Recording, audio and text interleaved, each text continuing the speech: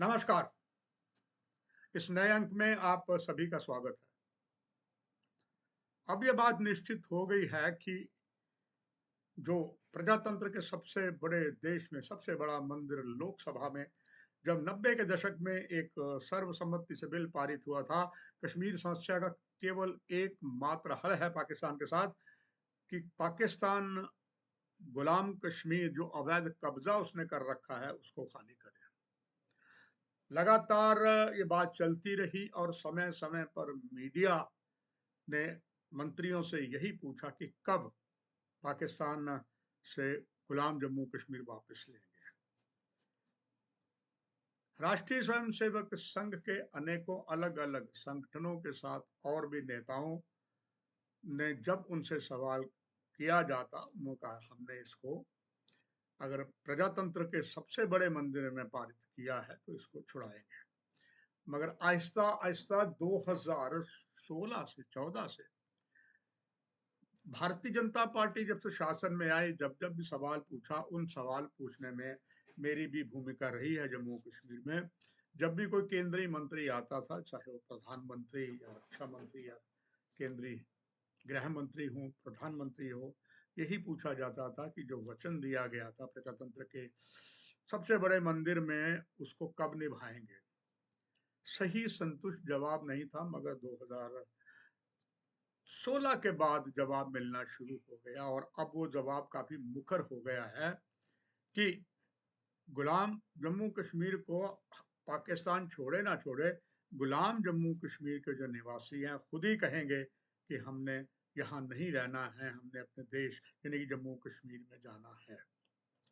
और इसमें एक और मोहर लग गई, एक और बात पक्की हो गई जब मोरक्को देश में रक्षा मंत्री श्री राजनाथ सिंह जी गए हुए हैं।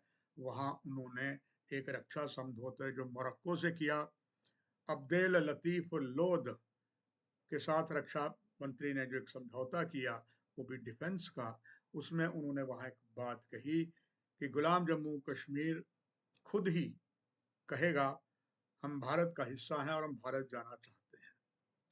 जो समझौता हुआ मोरक्को के साथ, उसमें जहां पर सुरक्षा को लेकर है और वहीं साथ में समुद्र की रक्षा के लिए भी करना है और आतंकवाद के लिए। वहीं पर रक्षा मंत्री राजनाथ सिंह ने कहा कि 5 साल मैंने कश्मीर में ही एक प्रोग्राम में कहा था कि गुलाम जम्मू कश्मीर है, ये हमेशा से हमारा है और हमारा ही रहेगा। और अब वो संभवतः वक्त आ गया है जब गुलाम जम्मू कश्मीर के निवासी खुद कहेंगे कि हमने हमारा देश भारत है, हमने भारत ही जाना है, वहां से निकलेंगे। संभवतः यह काफी देर से बात चल रही थी जो इस बात को प्रमाणित कर रही थी कि भारत सरकार के पास ऐसे सबूत थे कि वहां पर जो गुलाम जम्मू कश्मीर से गए हुए मैक्सिमम लोग जो हैं वो कश्मीर से हैं और ज्यादा नॉर्थ कश्मीर और साउथ कश्मीर के से हैं। वो यही चाहते हैं, वहां उनकी हालत खराब है, उनको जबरदस्ती आतंकवाद में धकेला जाता है। यहाँ तक कई महिलाओं की जो इज्जत है वो भी खतरे में है। पाकिस्तानी खुफिया एजेंसी आईएसआई अपनी नापाक साजिशें और एक तरीके की गुंडागर्दी वहाँ कर रही है और साथ साथ पाकिस्तानी सेना, इसके कई सबूत मिले हैं। वहाँ जो युवक हैं जो गुलाम कश्मीर से गए थे, गुलाम जम्मू कश्मीर में चले गए, उनको जबरदस्ती जब इस काम में लाते हैं वो उसके इंटरेस्टेड नहीं है। हालांकि एक समय आया था तब जम्मू कश्मीर के मुख्यमंत्री स्वयं उमर अब्दुल्ला थे, उन्होंने कहा था कि वापस आना चाहें। आए वो नेपाल के रास्ते से आए थे, मगर वो स्कीम ज़्यादा नहीं चल पाई।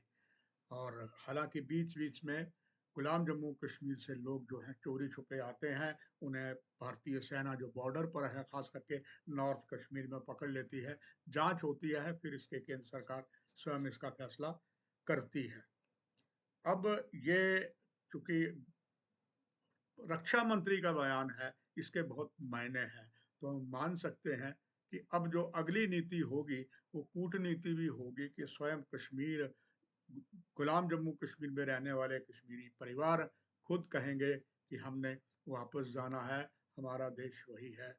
आशा है जो मोरक्को की धरती पर रक्षा मंत्री राजनाथ सिंह ने कहा है, उनके हर शब्दों पर अमली जामा पहनाया जाएगा और एक जो बहुत बड़ा कयास था, एक बहुत बड़ी चिंता थी, वो मुक्त होगी। ऐसी संभावना है। बस इस कार्यक्रम में इतना ही। नमस्कार।